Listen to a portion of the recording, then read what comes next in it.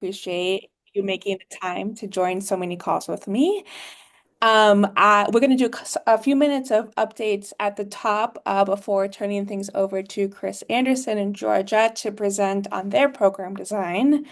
But before we get to that, I have a couple of updates from NASEO and also some updates from conversations that we've had with DOE. You all might have heard this before if you were able to connect with DOE yourselves, but I'm going to share again just so that everybody is on the same page. So first of all, back on February 28th, we submitted streamlining recommendations to SCEP leadership. Thank you to everybody that contributed. All of your suggestions made this so much better. You can see on the left the different topics that our recommendations boiled into, uh, all in the theme of providing more flexibility for the states. So reducing reporting requirements and then more flexibility for appliance eligibility, income eligibility, offering to make the blueprints optional, and well as some like program design, ease of use. So those were submitted at the end of February, and we have good reason to believe that they're all being taken seriously. So thank you again to everybody that contributed. It was a huge help in order to put this together and send it in on a very fast turnaround that we always do. Let's go on to the next section. Okay, so here are a couple of bullets based on the conversations that NASEO has been able to have with DOE over the last couple of weeks. So your ASAP drawdown should be working. If for some reason you cannot access your funds, please contact DOE. Something strange is going on because it should be functioning as it should. You all might have heard this already, but Karen Zelmar is no longer running the rebate program. Mary Hubbard is now acting program manager for that program. If you have any questions, something you would have previously taken to Karen, feel free to reach out to Mary. And Alana, when you get a second, maybe you can drop Mary's email in the chat so folks have it. Sort of things are sort of in flux at the moment about your project officers. If you've got questions about your project officer, you can reach out to Mary. They should be allowed to get back to you now. If you have an open award, an active award, if they haven't already, they will reach out to you to schedule a quarterly check-in to go over what has happened in the last quarter. There's a small handful of you all that only have conditional funds and did not take the pre-admin awards, so that you, small bunch of states, will not have any contact with DOE because you don't have an active contract. If you have any questions, just let us know. Happy to follow up. Okay, last thing from our side of things. If you haven't seen it already, there are additional memos coming out from DOE rescinding previous memos on community benefits plans, DEI, and Justice 40. If you have any NETL contracts, you probably got an updated memo last Friday. Golden, we're told, is putting out their memo sometimes this week. The short version is that your community benefits plans, DEI, Justice 40, is now considered voluntary. And you can be compensated for it under the contract if you want to continue to do those tasks. Okay, I think that's it for this. Go to the next slide. Okay, a request for you all is that we are looking to ways to facilitate tribal coordination between tribes and states on the rebate programs. Alana is going to throw up a poll so that we can do a quick capture of if any of you are interested in these different topics. We will not hold this against you forever. We're just going to do a quick sort of check on which topics are of interest to different states. And if you don't want to do the poll, feel free to just do it in the chat or email us. That's fine too. But now we just want to check the pulse of what is interesting to everybody at this moment. And once the poll slows down, we can move on. Any questions while we pause for a second?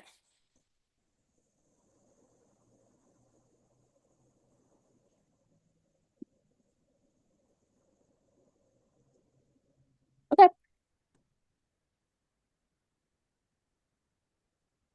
All right, and while we'll keep the poll open for another minute or so and see if there's anyone with updates that they want to share with the group about any progress updates, changes in your program that you want to share with everybody. No pressure, you don't have to. Hey Maddie, this is Clay with West Virginia. I just have some general questions for you, if that's okay. Sure. I've been out for a couple weeks on annual leave, but basically my main questions are, have we heard anything about Trek competitive or Trek formula? Is it a go? Is it a no? Do we know? I have not heard about Trek, but if any states have updates, please jump in and share. Steve, yes. Hey, this is Steve in Rhode Island. I'm not sure where you're at with the Trek grant. We were awarded ours early January, and we were told that we should be moving forward with reporting in this first quarter, even though we didn't hear any updates for 6 weeks. If yours is not approved yet, I don't have any updates on that. But we were told for programs that have been awarded to start quarterly reporting this first quarter. Yeah, so we have been awarded the formula portion of Trek. We submitted the competitive documents and application, but I've not heard anything about that. I think that was our primary concern, so we could reallocate budgets on the back end if we have to. Sandy, did you want to add something? Thanks. I think the conversation captured it. It seems like there were 13 states with final Trek formula awards. There are several with conditional awards that we believe are somewhat in limbo. And then the Trek competitive applications were due in mid-January, but we haven't seen any news on selections. And I think we're under the assumption that we won't hear anything for a while. But happy to keep this group updated if our energy economy team hears anything from DOE. Thank you. And Maddie, I have one more question, and I Yeah. promise I will go back off camera and leave you be. My final question is, you were talking about the blueprints, DEIA, Justice 40, and so forth. Um, it it sounds like that's not something that we're going to have to redo. Either we have them or we don't. So it's not something that we're going to have to like go back in and re-edit or take things out. And can you also tell us what you mean by we'll receive compensation for that? Yes. Okay, so with the compensation one, I will find a link to the memo from NETL. I saw it online so that everybody can read it. The compensation piece is that if you continue to do Justice 40 Community Benefits DEI, you can bill against the contract for those activities. Can you remind me about the first part of your question? Sorry. Yeah, I was just asking if that's something we would have to go back in and edit Right. because our blueprints have been approved, and that's on my to-do list is edit blueprints based upon guidance, and I was just wondering about that. Um, my understanding of this memo is that they don't want to make modifications, but I will leave it to you all to decide if you want to pursue a modification anyways. Very good. Thanks much. Yes. Yeah, Maddie, I can chime in here. This is Courtney Moriarty with NYSERDA to respond to one of the questions that's circling around. So we did get our quarterly review with the DOE staff. We're lucky we have our same project manager, contract manager as we had before. But we did take advantage of the opportunity to ask about the Trek grant, and we were one that had the conditional award. And it is, as you said, Maddie, they're in limbo. They're like, there's no active contract negotiations going on right now. So they're just stuck if you're getting a conditional award. Yeah. Hi, Maddie. Tom Benkert from Alaska here. Would reflect the same thing that was just said. We met with our CEO on Monday, and it was all about an update of the quarterly budget reporting for the early admin funds. We asked questions about Trek, which was awarded in January, and we also asked as to the status of our full application review for both 50121 and 50122, and it was basically a minute and a half of blank stares and crickets. So they're willing to talk about budgetary activities, that have accrued over time and reporting things, but no details as to programmatic status and so forth. Thanks. Anyone else want to chime in? Oh, I see another hand up. Go ahead.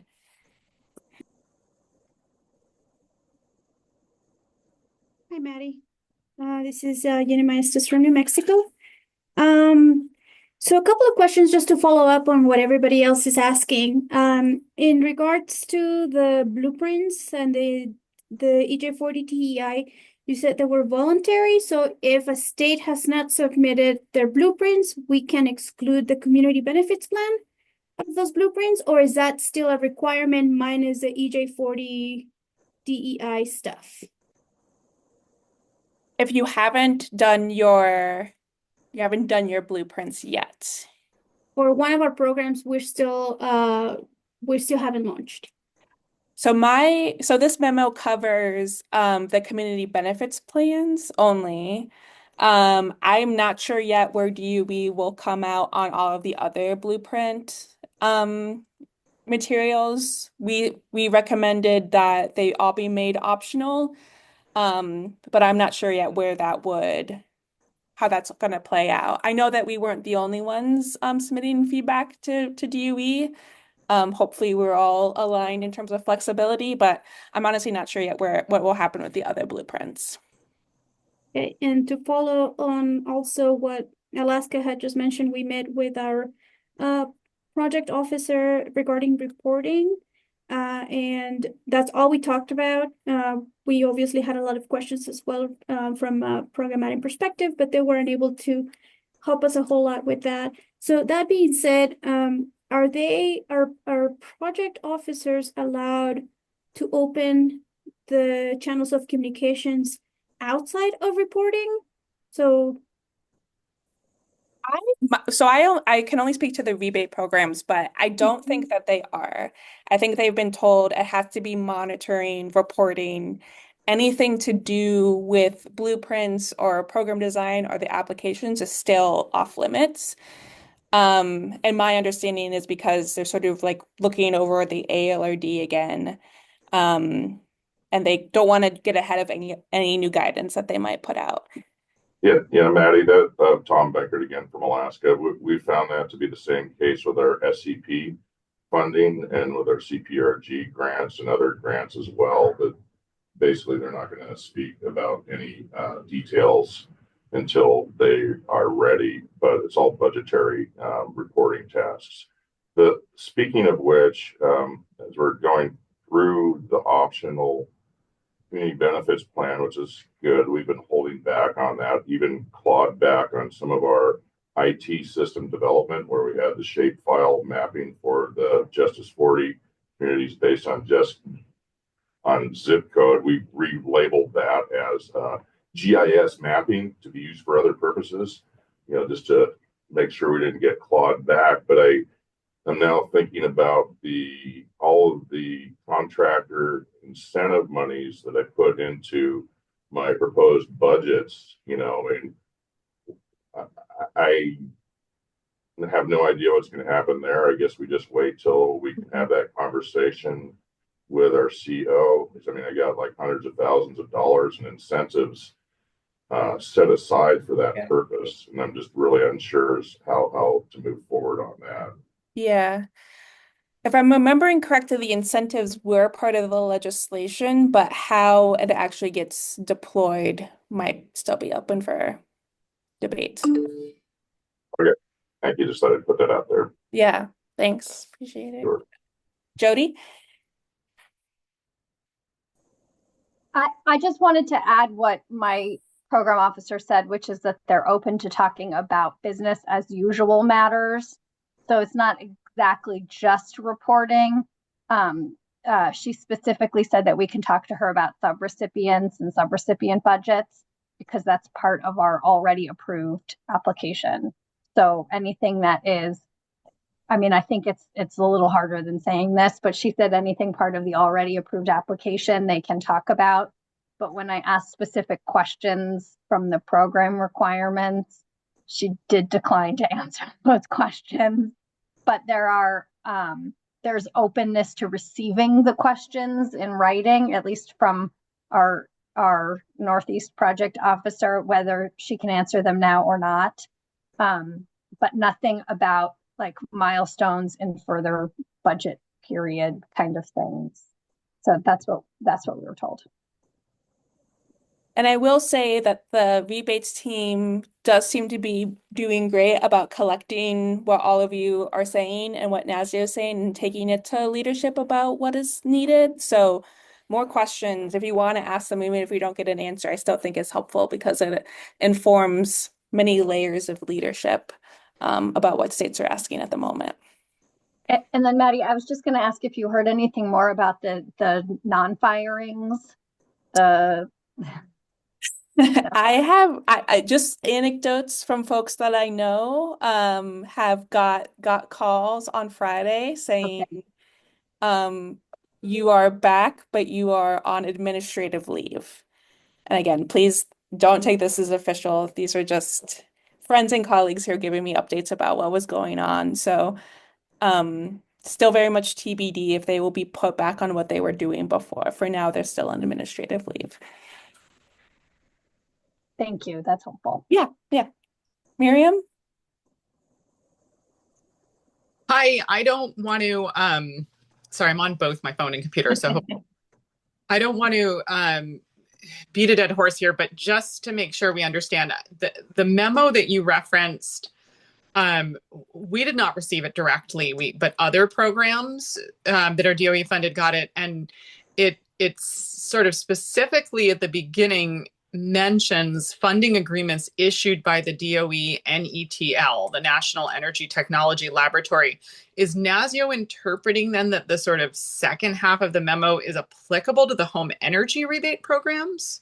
So I would expect that you get a memo with the exact same text, but comes from Golden. Okay, sorry, I missed part of what. Yes. Okay. Yep. Interesting. Okay, but nobody on the home energy rebate programs has gotten this equivalent yet. Correct. But you might have gotten it for some other program that has gone through NETL. Thank you. Yep.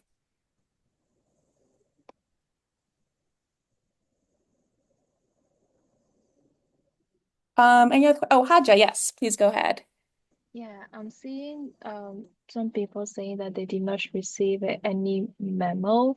So just wanted to kind of like also ask for like that specific memo, because the only one I remember was the one like from NASEO about the streamlining activities, but the ones about the information that you just mentioned, I don't think we have received that yet. So just wanted to confirm like if there was like a memo that was sent about all these activities or not. There's a couple of people are saying that they haven't received anything either. Yes. So it did not come for your rebates program. You should not have received it if you only have funding through Golden Field Office.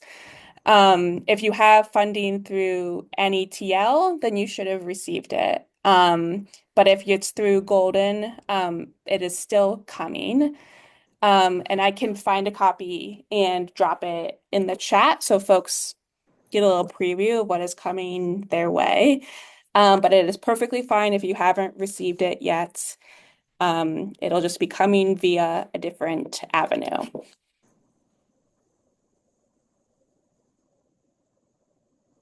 Miriam, did you have something else? You've got your hand up again. Oops, sorry about that. That's okay. And then Yanni, you want to go ahead? Yes, thank you. In regards to PNNL, are they under the same guidance as DOE, or can we start working with them again? Because we do have, we do have our system that is directly connected to the PNNL API, and sometimes we need guidance, but we've been hesitant to reach out and potentially run into crickets. That I'm not sure. I would say feel free to ask. And they should be able to respond and at least let you know if they can't engage or not. But I haven't heard anything specific about PNNL. So you can try reaching out And I know that other contracts that DOE is managing are ongoing. So maybe they are still working and able to engage. Maddie, our project officer said that they are open, but they're very backed up. So Gotcha. you may want to go contact your project officer and ask if they have like a queue that they're helping work through with PNNL. That's helpful. Thank you.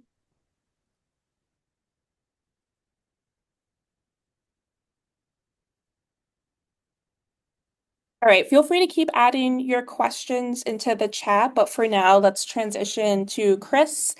He'll be giving us a presentation about the program design and how things are going in Georgia. So Kris, whenever you are ready, please take it away. Yeah, thank you, Maddie. I'm Kris Anderson. I'm the Director of Energy Resources at the Georgia Environmental Finance Authority, which is a long way of saying that I oversee our state energy office activities in Georgia.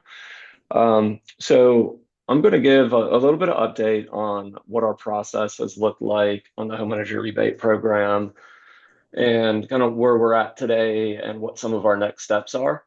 And then I'm happy to take any questions and have any discussion around it.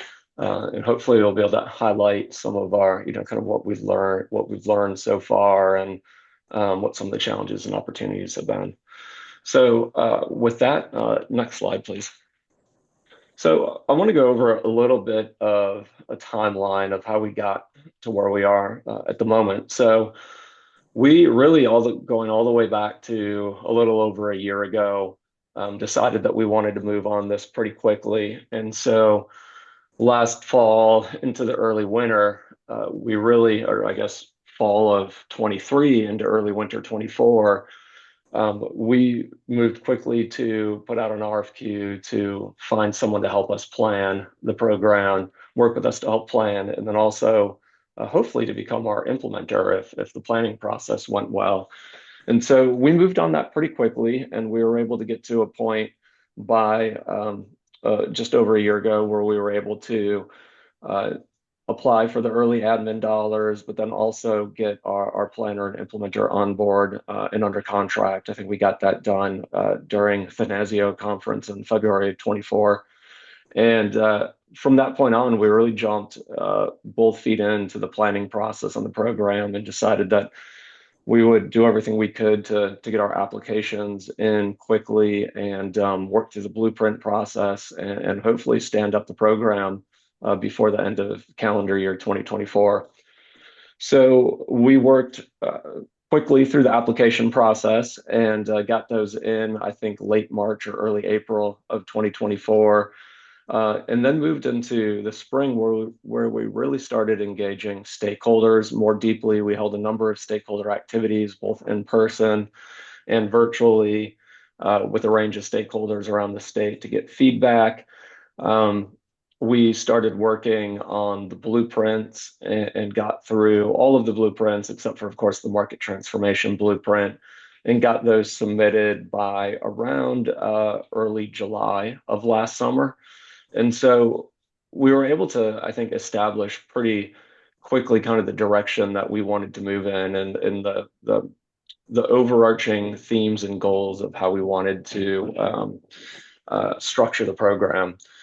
So we got those blueprints in, worked with our project officer to get everything approved on the blueprints and the applications, which, it took a lot of back and forth, I think, partly because we were on the earlier side. DOE was still working through guidance, still putting out guidance while we were working on our blueprints.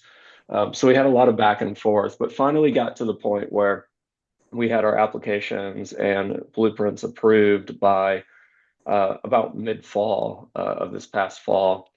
And that enabled us to really get out and do what we have called our pilot launch. And we started our pilot launch, I think it was November 14th of last fall.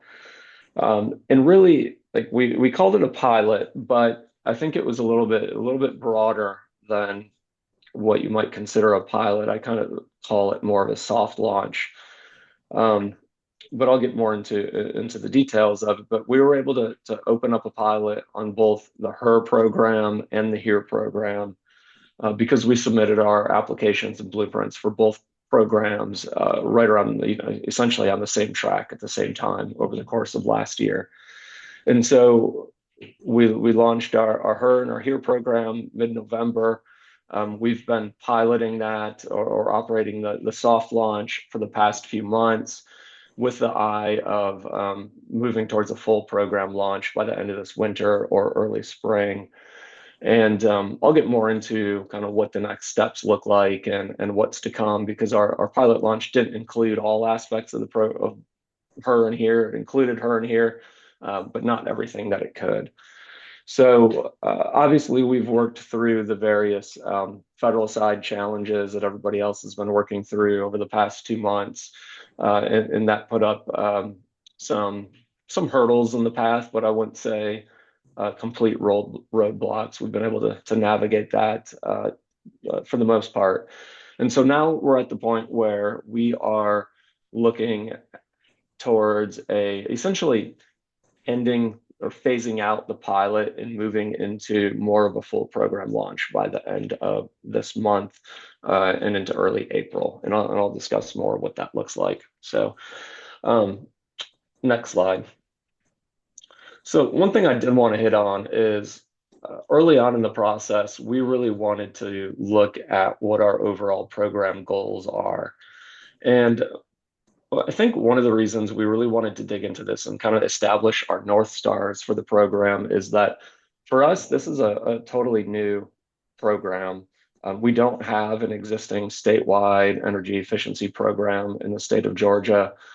So we didn't have something that we could kind of latch onto and provide more funding into or expand an existing program. We do have some utility programs, but none of the utility programs in the state cover the entire state. So we knew going in that we were going to have to really kind of create something for the most part from scratch. And as part of that, we wanted to establish what we thought our North Stars for the program are. And so we really settled on these 5 items: reducing energy burden, increasing the quality and comfort of Georgians' homes, statewide accessibility. Statewide accessibility is really critical to us, that whether you are in the middle of Atlanta or whether you are in rural Southwest Georgia, that you would have access to the program. And, maybe it'll never be quite 100% the same based on contractor network, et cetera, but we wanted people to have a smooth pathway into the program no matter where they lived. Our 4th North Star, customer and contractor satisfaction. We realized, if it's going to be successful, we have to have customers or residents, as well as our contractors that are happy with the program. And then also, we wanted to look at it from a workforce element as well, and that we wanted to build a program that really helps drive business to contractors in the state and help support perhaps new business models for contractors in the state, and find ways that we can provide training and help them build a business around providing these kinds of energy efficiency improvements to people's houses across the state. So, everything we've done really throughout this process, we've tried to align with these different 5 core elements. Next slide. I know this is all familiar to most everybody on the call, so I don't want to dig into the differences between HEEHR and HEEHR, but what I do want to do is show you kind of our thinking on the numbers of the program, what the rebate levels are, project cost caps, et cetera. We really wanted to go into this with the mindset that in order to make it work for the broadest amount of people, we wanted it to be flexible and to maintain a wide range of accessibility, a wide range of different technology types, and provide the rebates to the widest range of incomes that we could as well, but also recognizing that our lower income residents were going to need as much support as possible to participate in the program.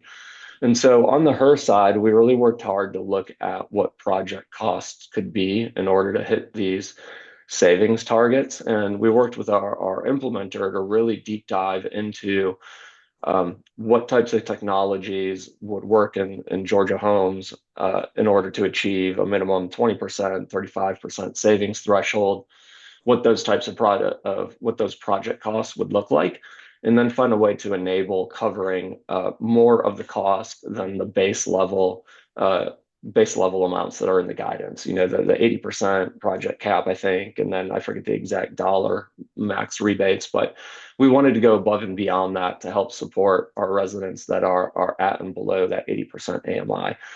So we settled on these for a single family home, $10,000 and $16,000 max rebate size. It increased up to almost 100%. We couldn't get quite to 100%. We settled on this 98% of the max project cost up to that 10,000 or 16,000. And then you'll see our multifamily below, which is really in line with the guidance. So if we go to the next slide, I'll show kind of similar thinking on the HEEHR side. We really wanted to make sure that we were enabling a rebate program under HEEHR that would be applicable to the widest range of residents in the state. We've always felt that's important. We didn't want to carve out certain segments of the population that is eligible under the law. We wanted to make sure that anyone that was eligible under the federal law would have a pathway to participate in our program. So on the HEEHR side, the HEEHR side, we didn't cut out any of the eligible measures. We kept them all. We kept all of the max rebate sizes the same as what's in the legislation. So we really didn't make any changes there. We wanted to enable all of these activities and technologies in the state. Next slide. So that was a little bit of our thinking around how we wanted to design the programs from a rebate level perspective. I want to highlight who we're working with on the program. Our implementer is Guidehouse. We have under them a subcontractor, UES. They've been our partners in this from the beginning last winter.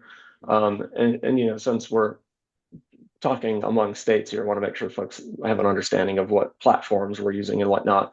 Our technology platform is Neighborly, and our payments platform for payment processing is BrightTrack. So those are kind of the main entities that have been engaged in this process since we started about a year ago. Next slide. So I want to give a little bit of a current status update. So we've kind of walked through where we're at so far. It's been a slow start, but that's by design. We didn't go out and advertise the pilot. Of course, it's picked up a little bit of media here and there across the state. And so, you know, word has gotten out. There have been articles in the Atlanta newspaper. There was a TV hit with a contractor and a resident who went through the program down in the central middle Georgia area last month. So it's gotten some attention. And at this point, we are at 37 total rebates have been paid thus far. It's been kind of a slow start to open it up for the contractors to go out there and do the work and do the jobs and get the rebates all the way through the process. Although we're starting to see the process pick up as contractors become more familiar with how the program is designed to work. And I should have really mentioned this before, but our program is really completely contractor driven at this point. So both on the HEEHR and HEEHR side, our pilot pathways have been entirely through our contractor network. So really contractor driven. So 37 paid rebates so far, only 2 on the HEEHR side, 35 on the HEEHR side. We think the HEEHR side is just simpler from the beginning in order to get contracts through or applications through. You don't have to do the BPI 2400 audit. It's just simpler for the contractors to understand from the beginning. Although we are seeing an uptick in the number of HEEHR applications that are starting to work their way through the system. So we think that's going to hopefully balance out a little over time. Although certainly we recognize the HEEHR pathway is a little bit lower resistance right now. Total number of rebate funds paid is about 320,000, although we have a lot more in the pipeline that we know we're going to be paying out soon. So we're starting to see that snowball effect. A couple other data points I want to highlight on here. We have 50 approved contractors right now, or it may have gone up slightly in the past week, but as about a week ago, it was 50. We have a number of contractors that are working statewide. So every single county in the state of Georgia has access to the program through our approved contractor network. We have a lot more contractors that are in the pipeline, so to speak. We actually kind of had to shut off the process back when we were going through the federal funding hiccups over the past couple months. We made the decision to essentially just get through the people who had already started the process, but then not approve any new contractors after that, just as a way of limiting our rebate payment exposure and not wanting to get too far out over our skis as far as the number of rebates coming in while we didn't have access to the ASAP system. So that's working itself out. By the end of this month, we're going to open our contractor network back up, start getting the rest of these contractors through, and really keep pushing on growing the number of eligible contractors that we have. The bottom left chart, I just wanted to throw in there to highlight, we do have a call center. Guidehouse operates the call center for us.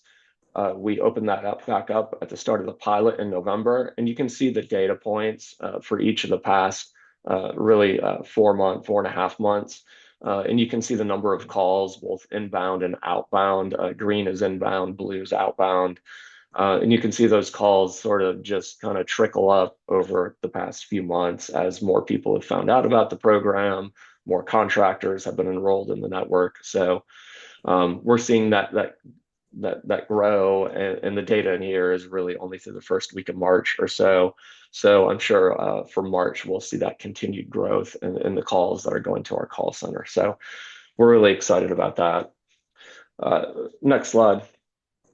So as far as our next steps, I mentioned that we're really going to be pushing on the expansion of our contractor network. The goal is to open that back up by the end of this month and really grow the number of contractors who can do work in the program across the state.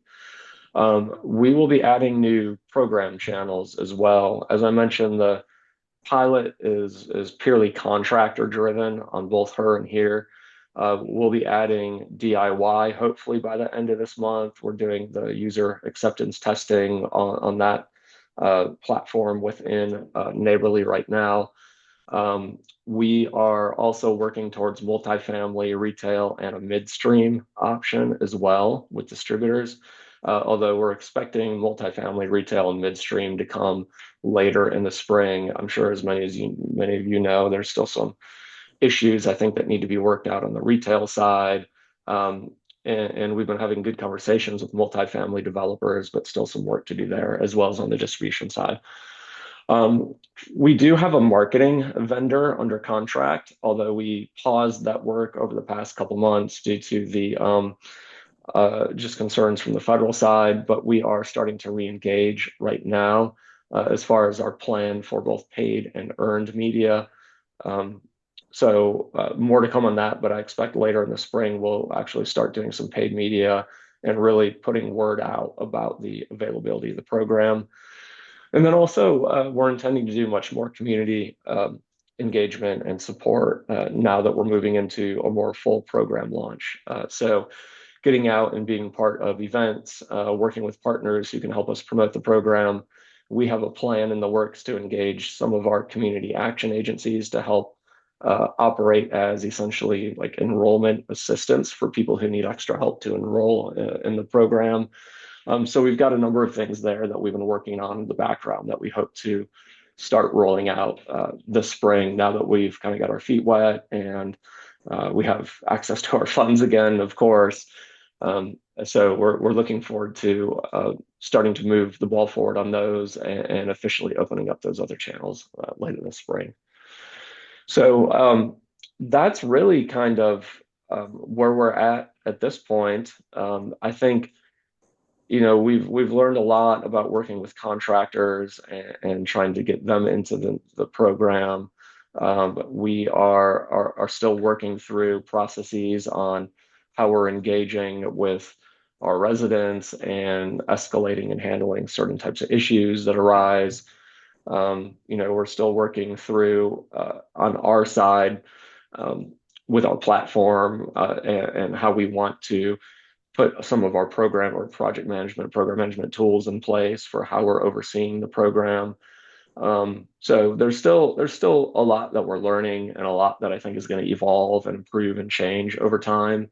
But so far it's been a pretty smooth process for us, and we've been able to get payments out the door quickly to our contractors. And I think so far, most of the feedback has been positive, and it's been a good pilot experience. So so far so good, and we're excited to continue to grow it. So with that, I'm happy to take any questions that folks have. I may not be able to answer all of them, but I'll try my best. Thanks for that, Kris. We've got a couple of questions so far in the chat that I will read through. But folks, please feel free to continue to add. Raise your hand feature if you want to jump in that way. But the first question was going back to your partners slide. And Claiborne is wondering, doesn't Neighborly also have payment processing capabilities? Do you know? Yeah, I don't want to speak to their exact capabilities on that. We made a decision early on to work with a company called BrightTrack. They used to be called Speed Chain. They're based here in Atlanta, as is Neighborly, and they've integrated before. So our payment processor, BrightTrack, can actually integrate into the Neighborly software so that our workflow is such that we approve the projects in Neighborly, and they are integrated, I guess, probably through an API into BrightTrack, and then that enables the approval to flow to BrightTrack, where they can then issue the payments to the proper people. So BrightTrack handles the actual processing of the ACH or processing of a check if we need to send a check. So that's the way that we figured out just worked best for us. And we really wanted to figure out how we could pay contractors as quickly as possible. And we've got it down to the point where once a project is fully approved, like it's met every single checklist requirement of the program, we can get, if the contractor has ACH set up, which they almost all do, we can get a payment out to them really within a few days. So we're way under that 30-day DOE requirement, and really I think even less than a week right now, which has been pretty great. Yeah. Your next question comes from California, and they're wondering if you're still considering a measured pathway. Yeah, we are. So we want to do a separate pilot for a measured program, and we haven't gotten far down the road on it yet. There's still a lot of design to do, and we're still talking to various partners on that. But that was something that I guess I was interested in from the start, and our team at Guidehouse has been very supportive of that. And so more to come on that. I think we're going to be talking to some other states about that in coming days. And so I'm excited about the potential of that, but we've still got some work to do there, and I'm not expecting to see that roll out until later this year. Your next question is, what are the biggest issues that households are raising? Yeah, a couple of things off the top of my head. So access is certainly something that's come up a number of times. Some folks just don't have the technology in their home, a computer, or maybe not even a smartphone. Maybe they're not computer literate. And so how do we get help to those folks? Because as much as this is a contractor-driven program, the contractor does a lot of it in the technology platform. The resident still has to handle their own PII and input their income information and fill out their personal information. So they still have to be able to get that in. And so we're working through that right now with our call center, trying to figure out what level of support the call center can do to help that. And then also one of our goals is to engage community partners like some community action agencies who can essentially be navigators. So someone could go into a local community action agency office and have assistance from someone add a computer in the office who helps them do that. So that's more to come on that. We kind of paused that over the past few months as we figured out where things are going on the federal side, but that's a hope. And then also we certainly have had some confusion and I think discomfort around um, I guess I forget, what do we call them? Projects that were completed earlier prior to the start of the program, retroactivity, and some people not being happy with decisions around that. So we need to do some, I think, improvement about how we message retroactivity and let folks know how that works and how we've come to those conclusions, because we've gotten a couple pieces of unhappy mail about that, to be honest. So from people who did projects over the past year since the law passed. So I'm Got sure it. others will as well. Yep. All right. The next question is from Tom in Alaska, who's wondering if you can expand on the DIY option. Yeah, so without getting into all the details, because I don't recall them all off the top of my head, but so it's gonna go through our Neighborly platform. So there will be a way for someone, if someone on the here side bought and I think it's only applicable to the here side, obviously. If they bought a qualifying piece of equipment that we're allowing to go via the DIY pathway, which is it's obviously a limited sort. Let's say they do an electric cooktop. They buy it, they get the paperwork for it, and they would be able to go in through our Neighborly system and submit all of the required information. And some of that would have to be the pre and post pictures, what technology they bought, et cetera. And then we would be able to process that and issue them a rebate. But if they did it themselves, as long as they met the program requirements. And I forget the exact number of days, but there's going to be a window. We're not going to be able to go back if you did it a year ago, but if you did it in the past, I can't remember if it's like 30 or 60 days, something in that ballpark. But it'll go through our regular platform with Neighborly.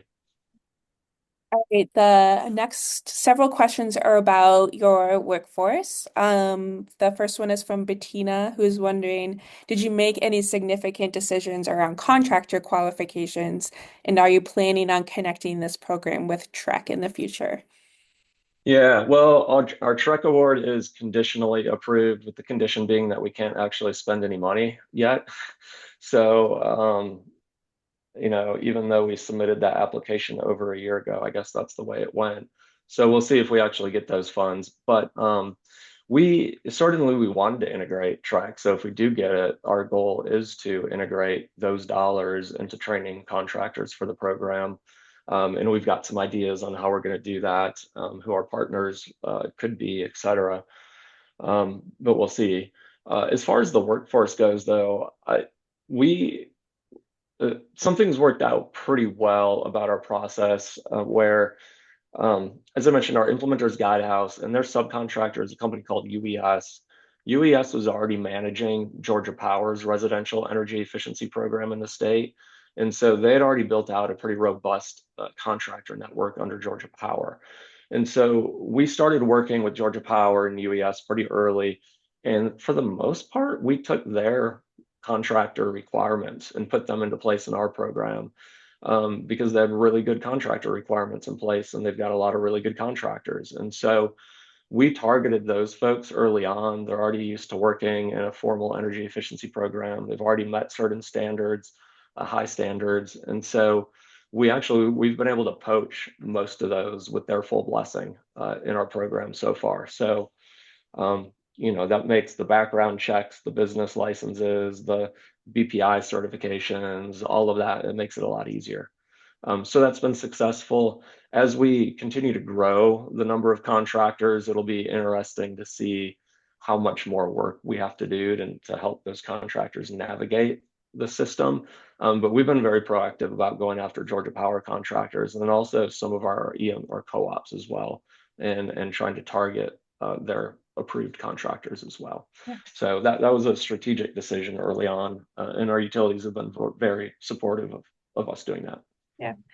The next question is getting back to paying the contractors. And the question's about paying contractors directly. Are they applying on behalf of the homeowner, or is it assigned to them in the back end for payment? So the resident picks the contractor that they want to work with. So they go to our website, they can look up their county and see what contractors are approved for their county. Then they pick their contractor, and then the contractor initiates the application and does the energy audit if it's a HEEHR, or here the contractor handles basically everything except for the resident's PII. At some point in the process, the resident gets an email where they're invited to come into the system, input all their personal information, including their income information. And then the rest of it is all really driven by the contractor. And our implementation team, of course, reviews it all, rejects or makes, either rejects it or makes an approval recommendation. And then when it works its way all through the system and everything is good to go, we make the ultimate final decision in our office. And then the payment gets sent to the contractor. And so the contractor discounts the rebate from the invoice that the customer pays. So if it's a $10,000 project and the rebate is, say, for $8,000, then the resident is paying that $2,000 bill from the contractor, and the contractor is getting reimbursed the rest of the $8,000 on the back end. So it's contractor driven. The contractor gets the rebate. Contractor is supposed to discount that exact rebate from the customer's bill, but the resident does have to come into the system and provide their PII. There's a lot of excitement in the chat about how quickly you're able to turn around payments for the contractors. And Eddie is specifically asking if you know the frequency for BrightTrack's submission of reimbursement requests. Yeah, so we're batching approvals about once a week. Occasionally, we've been doing it more than that early on in the pilot since it's low volume. But the plan is to basically go through one batch every week. So I think it's on Tuesdays, we'll get our completed projects list. We can go in and check the checklists, make sure everything is complete, and then within 24 hours, go into the system, click approve, and then BrightTrack gets the approval. The money's already sitting in their account, and so then they're able to process that payment almost instantly once they get our go ahead. Because we're pre-funding accounts that are tied to BrightTrack, and then reimbursing ourselves on the back end. Eddie would also like to know, out of Guidehouse Neighborly and BrightTrack, who is responsible for retaining all the documentation? Guidehouse. Okay, great. We've got another question from Steve in Rhode Island, who's wondering, how are you recruiting contractors outside of your Georgia Power pool? Yeah, our folks over at UES have a really extensive list of contractors all over the state. They've got their system, and it's kind of like sales. They've got account managers who are responsible for parts of the state and for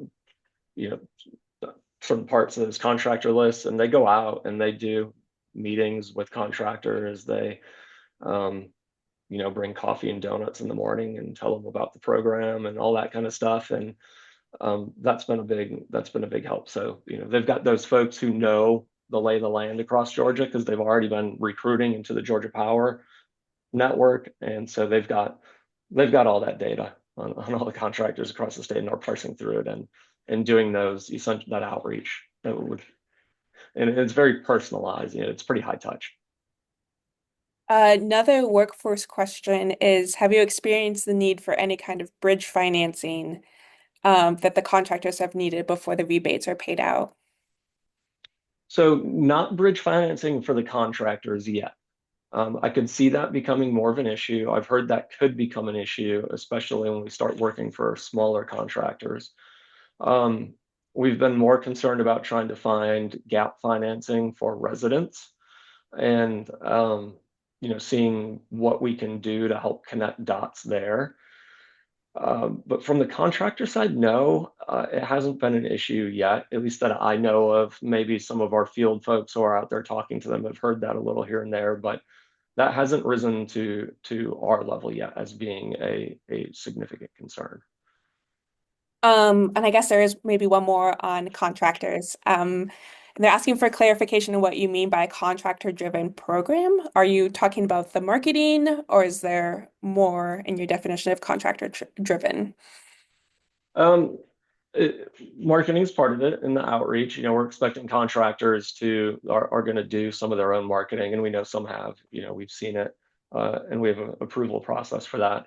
But really, they're the ones that are selling the projects. They are the ones that are doing most of the work in the rebate processing platform. They're the ones that are getting the rebate. So the heavy lift on designing a project, selling a project, and getting it through the process falls on the contractor. Gotcha. We've got a question in here asking that if you're connected to DOE's API for live reporting. Yeah, we are.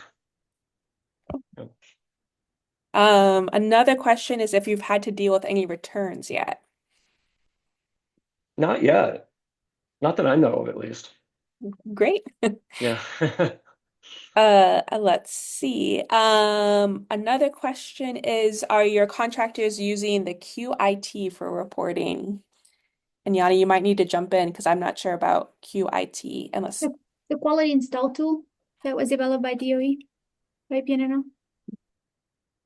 Oh, I'm assuming so because we're connected via the API, but I'm not entirely sure off the top of my head. Yeah, so the QIT, we did a pilot test with one of our contractors to test our program. And the QIT was something that you could download and it could function offline if you had no internet access. And that was especially important for New Mexico because we have a lot of rural areas. And it asked questions like what was installed, and it actually allows you to take a geotag photo on the side with a timestamp. And then you go back and you upload a report and then upload it to the system that connects to the API. So I don't know that it's connected to the API itself. There's one more step, but I was just wondering if that was something you guys were using. Yeah, I'd have to follow up on that. I'm not sure off the top of my head. Thanks.